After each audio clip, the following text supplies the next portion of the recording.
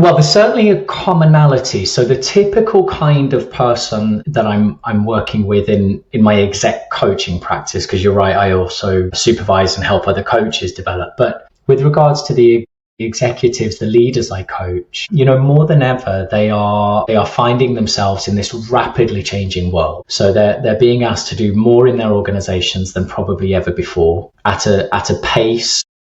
Welcome to Career Coaching Secrets, the podcast where we talk with successful career coaches on how they built their success and the hard lessons they learned along the way. My name is Davis Nguyen, and I'm the founder of Purple Circle, where we help career coaches scale their business to $100,000 years, $100,000 months, and even $100,000 weeks. Before Purple Circle, I've grown several 7- and 8-figure career coaching businesses myself, and have been a consultant at 2 career coaching businesses that are doing over $100 million each. Whether you're an established coach or building your practice for the first time, you'll discover the secrets to elevating your coaching business.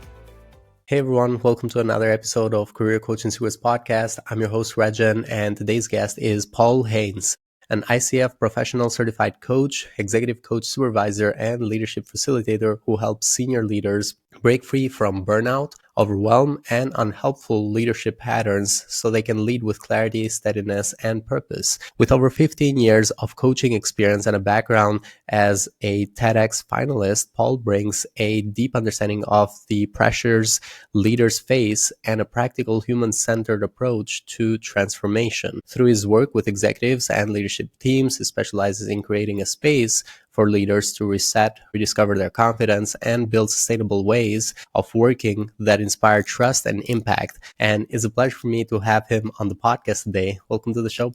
Thanks, Rexhen. Hey, good to see you. Thank you for having me. Thank you for coming, Paul. I wanted to ask you, when it comes to your coaching practice, first of all, what inspired you to become a coach and then start your own coaching business? Okay, cool. Actually, there's kind of two answers. There's what inspired me to become a coach, and then there's what inspired me to become the coach I am and the journey I'm on. If you'll indulge me, because they're kind of two parts of the answer. Well, the first part is the pretty straightforward one. There's an element of it being the product of circumstance. So kind of 15 plus years ago, I was working more in a training capacity, but I was working with the senior leaders, the execs of a company, the C-suite. And the more senior the leader that I was working with and supporting, the more I was kind of getting a world into their challenges. And they were starting to ask questions of me I noticed that I didn't have the answers for, because it was no longer a kind of trainable thing. Like, how do you get a team of 500 workers in an organization to rebuild their trust of the executives, for example? This was about 15 years ago, and I was like, I don't know. I don't think the answer for that is just in one book, where you can just follow this simple step and you magically change everything. And I found that I was just quite naturally going into a kind of coaching approach, even without knowing it. I was saying, look, I don't know what the answer is. Let's get you in the room. Let's get some of the people in the room. Let me help you have a conversation together. And that approach went on for a while. And after about the 50th time of hearing, Paul, you'd be a good coach. You should look into it. Then I thought, so I will. So that's kind of what spurred me into it. But with regards to the coach I am now, and thanks for the intro, by the way. It's like really unusual hearing somebody talk about what I do, and I'm thinking, oh yeah, that's what I do. Thanks, Rexhen. I spent so long seeing that leaders, especially now, but even back then, were kind of gripped by all of the pressure and the fears and the worries and the anxieties that brings. But we don't typically talk about anything like that. It's usually bottom line and profits and targets and metrics, and it's all very cerebral and up here in the head, which is needed. It's business, but rarely did I experience anybody talk about how they were feeling about it. And it was really getting in the way. I was working in boardrooms and meetings where I could just feel in the room that it was so tense because there was all this stuff under the surface. And in those early moments, I thought that's the space I want to work with, the kind of brave space of, no, let's pause and let's go below the surface and really kind of change how you work together. So I think they were the two inspirations, really. And When we talk about like the people that you're working with right now, the executives, we did mention that a little bit on the intro, but how would you describe the ideal client profile? Is there a certain industry, certain demographics, psychographics, some other commonalities that they have? Well, there's certainly a commonality. So the typical kind of person that I'm working with in my exec coaching practice, because you're right, I also supervise and help other coaches develop. But with regards to the executives, the leaders I coach, more than ever, they are finding themselves in this rapidly changing world. So they're being asked to do more in their organizations than probably ever before at a pace that they've probably never worked before, which in itself isn't necessarily a challenge. But then at the same time, the world is changing, or, technology is changing incredibly fast. Views, politics, everything seems to be changing at the moment. And people are finding themselves not really knowing how to kind of cope and thrive with all these changes. And at the same time, the businesses are restructuring and budgets are being cut. And then you've got home lives which aren't doing great because there's only so much they can do. And it's a lot. And when it gets to the point where that person just doesn't know how to be able to deal with that anymore and doesn't know how to change it, then that's usually where somebody will come to me and say, I need your help. I need your help. So I guess that is my ideal client, because what I'm working with is people that have spent their lives living in reactivity, and now it's not helping them and they need to change. And how is the engagement you have with them? The reason why I ask this is there's two types of audiences who listen to this podcast. There's other coaches, but there's also the audiences of the coaches who we've had on the show, which means we might be reaching out to an audience that fits this profile. How, for them who are listening, how is it like to work with you? Is there a certain program of a certain length? How is the engagement like? Okay. And kind of what kind of things do we do in the coaching? Yeah, nice question. Thank you. Well, in terms of the engagement length, it's always built with the client around what they need, but typically it's around 6 months.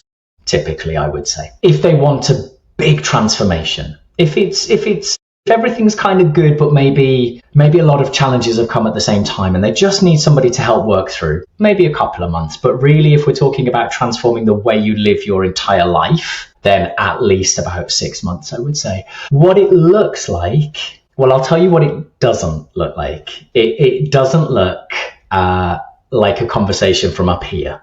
I know that sounds a bit weird, right? Because it's coaching. So what I mean with that is, yeah, of course we're going to have a conversation so that we can both understand the challenges, the context. But my work is kind of below the neck. So my work is around learning how to, maybe for the first time ever, discover the reactivity that's going on in the body. We all have these patterns, which many have been formed in our earliest moments. So we may have been living with these for the vast majority of our lives, or certainly our working lives as well. And they're just running in the background. And sometimes they're really helpful. Invariably, they're not, because they fire up at certain moments. And then thoughts come from that, and then we act in a certain way. What I explain in the earliest moments for somebody that wants to work with me is that we work in the body, in all the sensations, the reactions, and we start to bring some of those into our awareness, because then the people start to see it. Then in the moment they start to go, oh, here it is. Here's this reaction that's been driving me for years, and now suddenly I can see it. And now suddenly I can see it, and I can do something about it. So that's really important that people know. If we go into endless kind of conversation, it's going to feel good because it's emotive, but in my experience, nothing fantastic is going to change. So my work is bit by bit helping people to feel safe and comfortable enough to really explore, oh, that's what's been going on for me, and I never ever realized. Cool. And so and this is a question mostly for coaches who are listening, is when it comes to your marketing and you finding your clients or them finding you, which marketing channel do you see working really well for you? So if I don't take the word channel too literally, then I would still say my biggest is word of mouth or reputation. But it only works well if I make it work well. If I ask somebody, if I ring one of my clients and just say, do you know anybody else that needs my support? They will invariably say, yeah, oh my gosh, I was talking to somebody last week. I've rested on my laurels before and assumed that people will promote me, and it just doesn't work like that. People are so busy. I'm so busy. So for word of mouth, I still have to prompt people and say, hey, talk about me, introduce me. But I would say that still is my biggest. In terms of a literal channel, like a social media, I would say the one that I have the most success with at the moment is LinkedIn. I think it probably plays quite nicely to the kind of work I do. I have tried things like Instagram, for example, and I don't know if it's not right for me or maybe I'm just not practiced enough, but that wasn't really working for me. But I get quite a lot of interest on LinkedIn as well. Mm-hmm. And then newer channel. So this is something I'm a novice at, is growing my reach through writing, you mentioned the TEDx, and then developing that into creative writing. And I've just actually submitted for a book, which is going to come out in the autumn, because it gives me a different kind of channel. When I'm creative writing, I get to talk about the challenges we all face in terms of fears and anxieties and traumas and worries. But not everybody wants to hear that on LinkedIn. You know, if somebody chooses to take a book and read it, then they're welcoming that. So that's a newer channel for me. Maybe we'll chat again and I'll let you know how I get on. Cool. And we were talking earlier, you mentioned like there's not really a channel that's not working well, and it makes sense. Like the referrals is based on like the coaches who I've interviewed has been kind of like what works really well, because you're getting people to come with you already with some sort of trust built up from the person who referred them to you. And the other channels, like you said, LinkedIn is the actual social media channel that works very well. Instagram has not been coming up on my question that often, or it comes up, but it's not really for lead generation. A lot of people tend to just go in there to understand the coach in terms of like personality, or maybe what their life looks like, to try and understand if the energy of this person is the energy that I want to work with. That's and I think I like how you say that. I think you're right. And with LinkedIn, I'm conscious of doing that as well. I'm conscious of showing enough of my personality, so you get a sense of my vibe. Right? Mm-hmm. You know, because coaching has to be the right fit, and that's the heart of it. So it gives me an opportunity to put that forward. But I think with LinkedIn, I'm more able to speak about the challenges I know my ideal client is facing. You know, my language is geared. I don't really talk about what I do per se. I talk about the challenges that I help people overcome, or the difficulties, and so on and so forth. When I was trying with LinkedIn, the balance seemed to be much more about me, my personality, what I do in my spare time. Mm-hmm. And I just don't think people necessarily want it. Not in business anyway. People don't want to hear that. They want to know that I'm a good guy and that I'm credible and established and I'm trustworthy. But they don't have time to be watching what I did at a weekend. They need somebody to come in and help, because they are in really difficult circumstances. So maybe that's why. I agree. And so right now with your coaching business, it's been around for 6 months, right? The Paul Haynes coaching. Essentially, yes. So I was also working as an internal coach for an organization, but Paul Haynes coaching has been there for many, many years now, 5, 6, 7 years plus. But I got to the stage where I really wanted to kind of develop this further, take it out to the world and make it my own thing about 6, 7 months ago.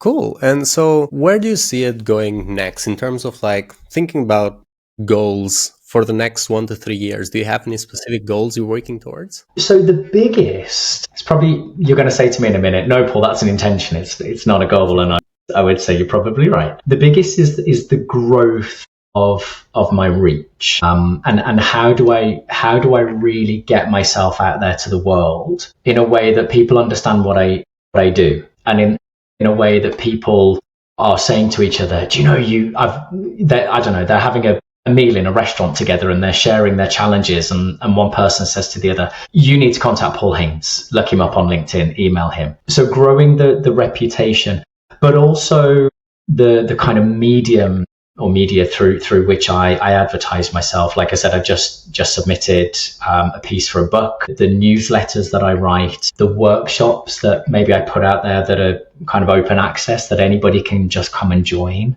These are the kinds of things I really want to get what I stand for in coaching, which is about transformation of your entire life, not just a short-term challenge in work, to get that out into the world.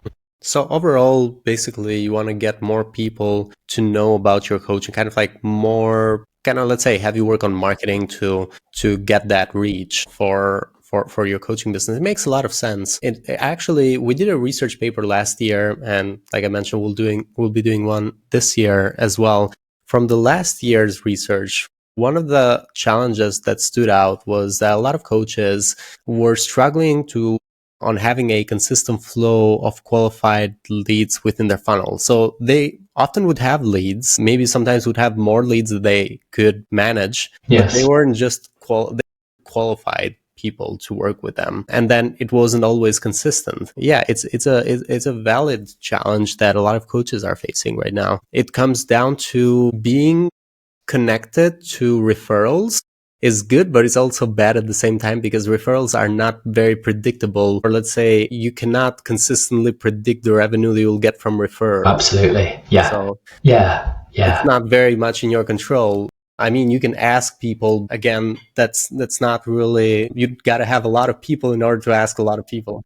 You do. And the risk that I find is if I say to somebody I work with, is there anybody that you might refer me to? They're really motivated. Oh yeah, Paul, I know these two people. I'm going to ring them right away. Doesn't mean the person on the other end is motivated or wants to get in touch. So even if that person is really helpful, it doesn't always go somewhere. So I'm with you. It's a risky channel. Yeah. So right now, with over the last few months or last year of running your coaching business, what have been some investments that you feel really good about? Either you learned a lot or you got a good return from, and what have been some investments that you don't feel so good about? You feel like maybe should have avoided that one. I guess, do you mean monetary investment or just investments investments of time and energy?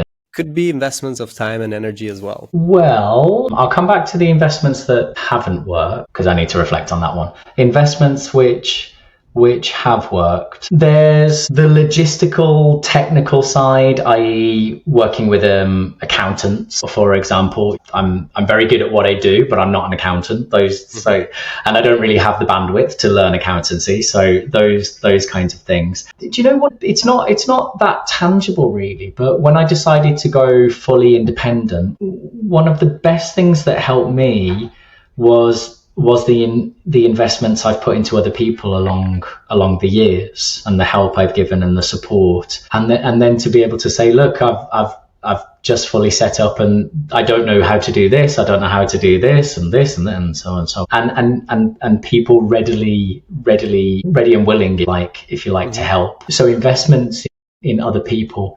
In terms of investments of time that I would say are really helpful is, I knew that the reason I was setting up fully independently is I wanted to stand for something quite different in the coaching space in terms of how I work. And I wanted to create products which were really geared around what I've been talking about, all these challenges below the surface that made real differences. So rather than just kind of rushing into the market, I really took my time, deliberately so. Probably too much, actually. That's probably something that didn't work. I probably should have actually got going quicker. But at the same time, I wanted to come out with products which I knew, and services which I fully believed in, because I knew they would be super transformative.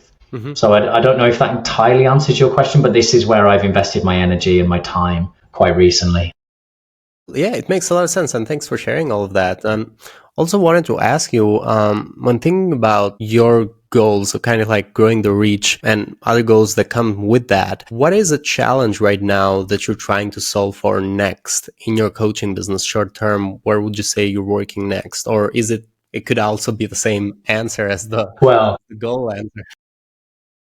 It's certainly related. I think the big challenge for me as the guy, the head of the business is there's so much to do.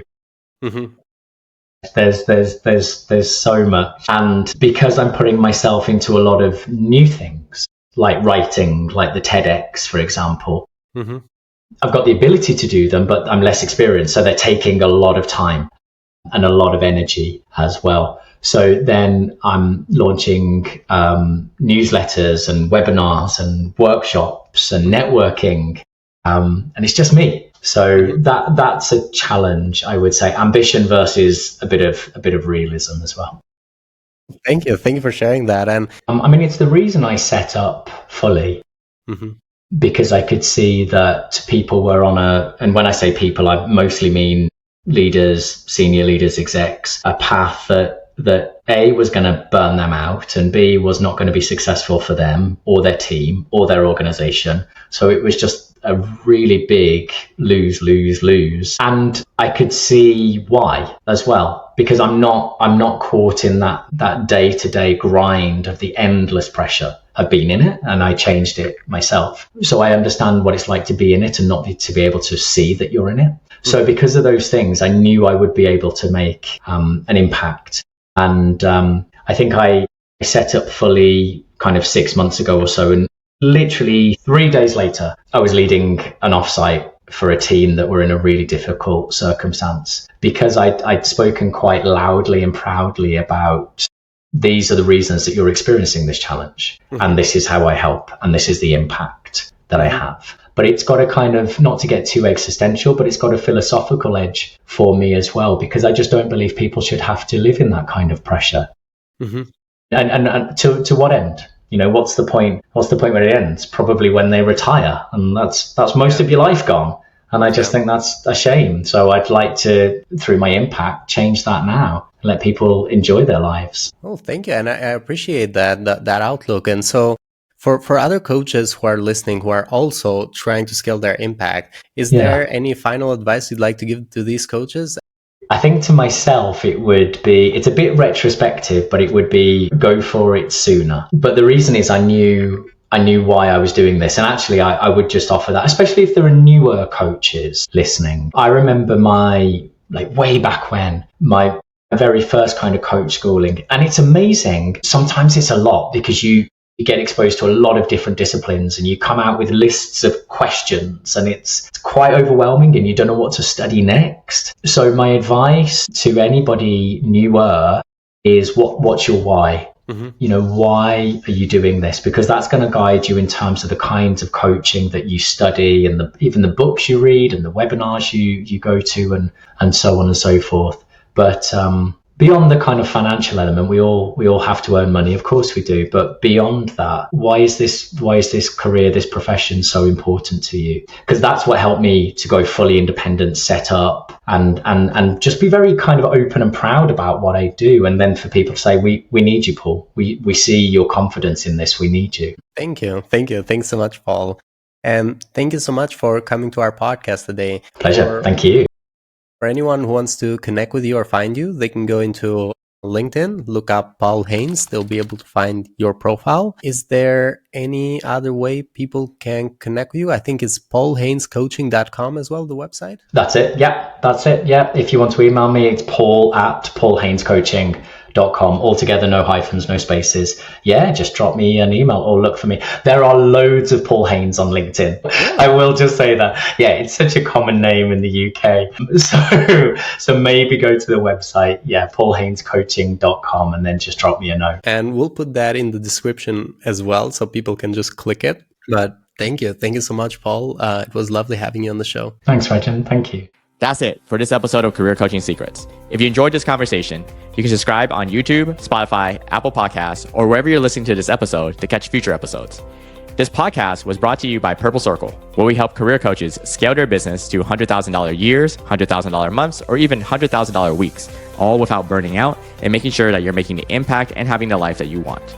To learn more about our community and how we can help you, visit joinpurplecircle.com.